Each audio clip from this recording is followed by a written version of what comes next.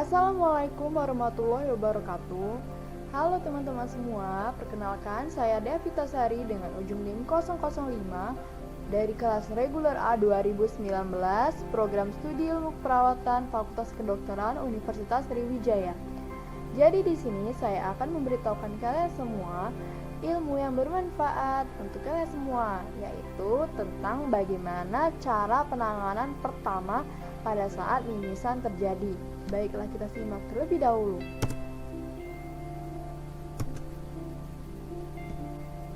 Nah, topik pembahasan yang pertama yaitu pengertian epistaksis atau mimisan, yang kedua patofisiologi, yang ketiga etiologi, yang keempat klasifikasi epistaksis atau mimisan, dan yang kelima siapa saja yang dapat mengalaminya. Serta yang keenam faktor penyebabnya, yang ketujuh cara pencegahan, dan yang kedelapan penanganan pertama saat terjadi mimisan. Oke, kita langsung aja ke pembahasan yang pertama. Pengertian mimisan ada tiga, saya mengambil. Yang pertama, mimisan atau dalam bahasa medis disebut dengan epistaksis merupakan pendarahan yang terjadi di bagian hidung. Yang kedua, epistaksis ini merupakan gejala dari berbagai penyakit yang dapat disebabkan oleh beberapa faktor. Yang ketiga, epistaksis adalah perdarahan akut yang berasal dari lubang hidung, rongga hidung atau nasofaring dan mencemaskan penderita serta para klinisi. Epistaksis bukan suatu penyakit, melainkan gejala dari suatu kelainan yang mana hampir 90% dapat berhenti sendiri. Pembahasan yang kedua yaitu patofisiologinya. Jadi, pemeriksaan arteri kecil dan sedang pada orang yang berusia menengah dan lanjut terlihat perubahan progresif dari otot pembuluh darah, tunika media menjadi jaringan kolagen. Perubahan tersebut bervariasi dari fibrosis interstisial sampai perubahan yang komplit menjadi jaringan parut. Perubahan tersebut memperlihatkan gagalnya kontraksi pembuluh darah karena hilangnya otot tunika media sehingga mengakibatkan perdarahan yang banyak dan lama. Pada orang yang lebih muda, pemeriksaan di lokasi perdarahan setelah terjadinya epistaksis memperlihatkan area yang tipis dan lemah. Kelemahan dinding pembuluh darah ini disebabkan oleh iskemia lokal atau trauma. Pembahasan selanjutnya yaitu etiologi. Epistaksis dapat terjadi setelah trauma ringan, misalnya mengeluarkan ingus dengan kuat, bersin, mengorek hidung, atau akibat trauma yang hebat seperti kecelakaan lalu lintas. Di samping itu juga dapat disebabkan oleh iritasi gas yang merangsang, benda asing, dan trauma pada pembedahan. Infeksi hidung dan sinus paranasal seperti rinitis, sinusitis, serta granuloma spesifik seperti lupus, sifilis, dan lepra dapat juga menimbulkan epistaksis. Epistaksis berat dapat terjadi pada tumor seperti hemangioma, karsinoma. Tiwari 2005 melaporkan melanoma pada hidung sebagai penyebab epistaksis yang tidak biasa. Hipertensi dan kelainan pembuluh darah seperti yang dijumpai pada arteriosklerosis sering menyebabkan epistaksis hebat, sering kambuh, dan prognosisnya tidak baik. Gangguan endokrin pada wanita hamil dan menopause, kelainan darah pada hemofilia dan leukemia, serta sistemik pada demam berdarah. Tifoid dan morbili sering juga menyebabkan epistaksis. Kelainan kongenital yang sering menyebabkan epistaksis adalah Rendu-Osler-Weber disease. Di samping itu, epistaksis dapat terjadi pada penyelam yang merupakan akibat perubahan tekanan atmosfer. Selanjutnya yaitu klasifikasi epistaksis. Ada dua. Yang pertama adalah klasifikasi anterior. Nah, klasifikasi anterior ini merupakan jenis epistaksis yang paling sering dijumpai terutama pada anak-anak dan biasanya dapat berhenti sendiri.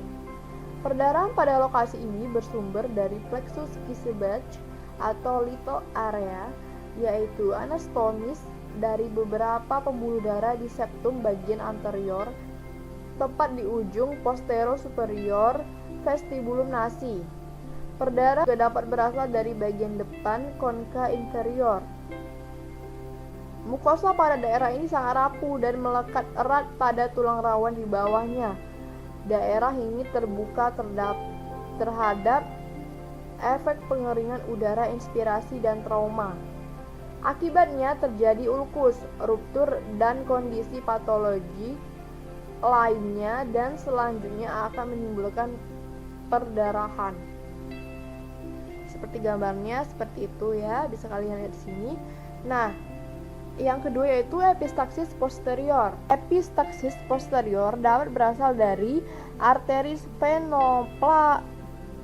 sphenopallatina dan arteri ethmoid posterior. Pendarahan biasanya hebat dan jarang berhenti dengan sendirinya.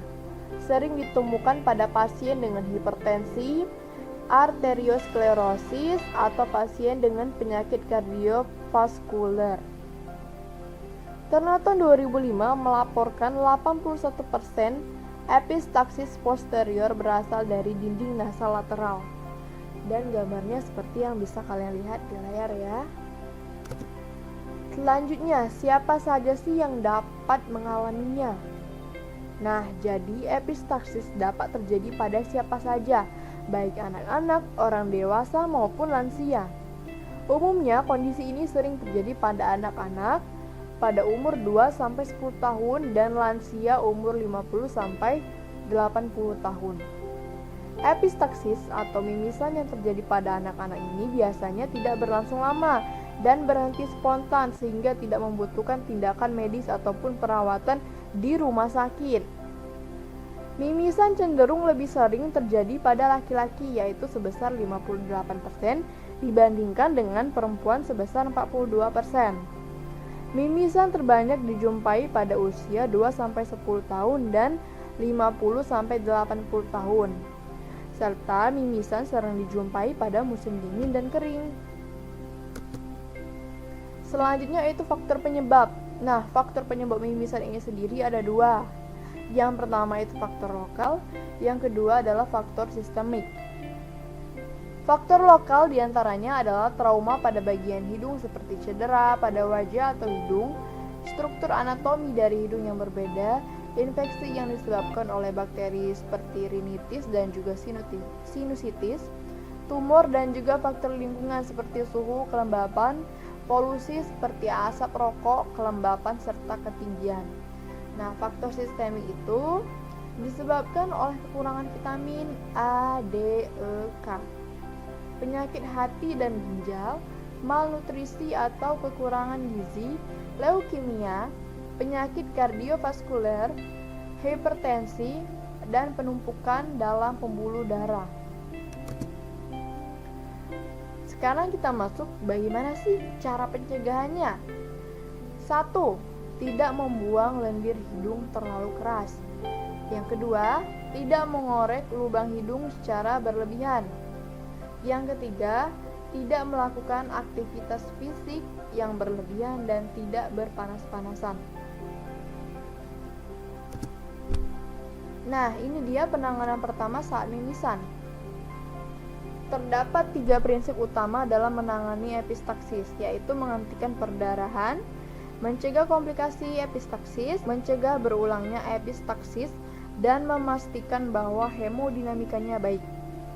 Caranya yang pertama adalah membersihkan lubang hidung pasien terlebih dahulu sehingga pasien memiliki jalan nafas yang baik. Jadi kalau kita menemui atau menjumpai atau mengalami sendiri mimisan itu sendiri, kita sebaiknya membersihkan lubang hidung dulu sehingga kita dapat bernapas dengan baik, atau kita bisa membantu orang yang mimisan itu membersihkan lubang hidungnya dulu agar pernapasannya atau jalan nafasnya baik. Yang kedua, selanjutnya minta pasien duduk dengan posisi kepala sedikit menunduk, lalu tekan kedua sisi hidung selama 10 menit. Nah, ini dia nih yang paling sering kita jumpai, yaitu kesalahannya, yaitu mendongakkan kepala ke atas. Itu sangat fatal ya, jangan lakukan lagi. Yang ketiga, jika ada tisu, gunakan potongan tisu tersebut yang dipilih menyerupai batang rokok dan kemudian dimasukkan ke dalam lubang hidung yang mengalami pendarahan. Tunggu sekitar 30 menit. Yang keempat atau yang terakhir, apabila darahnya belum berhenti mengalir dalam 30 menit, maka kita harus melakukan pertolongan lebih lanjut, yaitu tindakan medis. Jadi, dan jika darah tersebut terus mengalir setelah 30 menit kita hentikan dengan tisu, maka kita harus langsung membawa ia ke rumah sakit untuk diberikan perawatan medis. Baiklah, itu penjelasannya. Dan sekarang kalian bisa lihat videonya untuk saya mempraktekkan penanganan pertama saat mimisan. Halo semuanya, perkenalkan saya Davita Sari. Saya akan mempraktekkan tentang bagaimana cara penanganan pertama saat terjadi mimisan. Baiklah, kalian harus simak dan saya akan mempraktekannya. Nah, jadi saya bersama adik saya sebagai probandusnya. Saya di sini akan menjelaskan kepada kalian semua dan mempraktekkan bagaimana sih penanganan pertama saat terjadi mimisan. Let's go. Yang pertama yang harus kalian lakukan adalah membersihkan lubang hidung pasien atau lubang hidung teman kita yang mengalami mimisan tersebut. Nah, fungsi dari membersihkan lubang hidung pasien terlebih dahulu adalah untuk membuat pasien dapat bernafas dengan baik. Jadi kalau dibersihkan dulu lubang hidungnya, itu akan membuat jalan nafas pasien baik. Jadi kita harus membersihkan terlebih dahulu lubang hidung pasien. Bersihkan saja seperti biasa, seperti kalian membersihkan hidung seperti biasa. Selanjutnya, step kedua. Setelah kalian membersihkan lubang hidung pasien, selanjutnya adalah kalian menundukkan pasien. Meminta pasien duduk seperti ini, seperti biasa. Dan menundukkan kepala pasien sedikit, menundukkan sedikit, jangan terlalu menunduk. Nah, seperti ini. Setelah itu, tekan kedua sisi hidung pasien selama 10 menit. Jadi seperti ini. Nah, tekan hidung pasien selama 10 menit. Dan ada hal yang harus kalian hindari saat terjadi mimisan, yaitu adalah mendongakkan kepala seperti ini.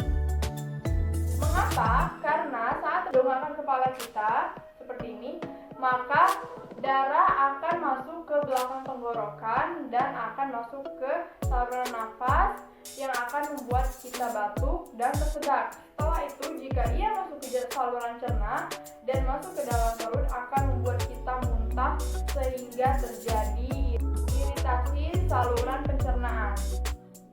Maka kalian jangan lakukan itu ya. Step ketiga adalah membuat tisu seperti batang rokok. Jadi tisunya itu dipilih dan membentuk bulat panjang seperti batang rokok. Setelah itu masukkan ke dalam lubang hidung pasien yang berdarah dan tunggu selama 30 menit. Nah, kita tunggu ya selama 30 menit. Seperti ini. Step keempat atau step yang terakhir. Jika setelah 30 menit kita lakukan tindakan tadi dan darah dari hidung masih terkeluar, maka kita langsung membawa teman kita tersebut ke rumah sakit untuk mendapatkan perawatan medis. Baiklah semua, itulah yang dapat saya sampaikan mengenai bagaimana cara penanganan pertama saat terjadi mimisan. Semoga membantu dan semoga kalian bisa pakai ilmunya di kehidupan kalian. Terima kasih. Baiklah, itu dia tadi praktek yang telah saya lakukan tentang bagaimana cara penanganan pertama saat kalian mimisan atau kalian melihat orang yang mimisan. Saya harap bisa kalian terapkan ya di kehidupan kalian dan semoga ilmu ini bermanfaat bagi kalian dan orang lain. Terima kasih. Wassalamualaikum warahmatullahi wabarakatuh.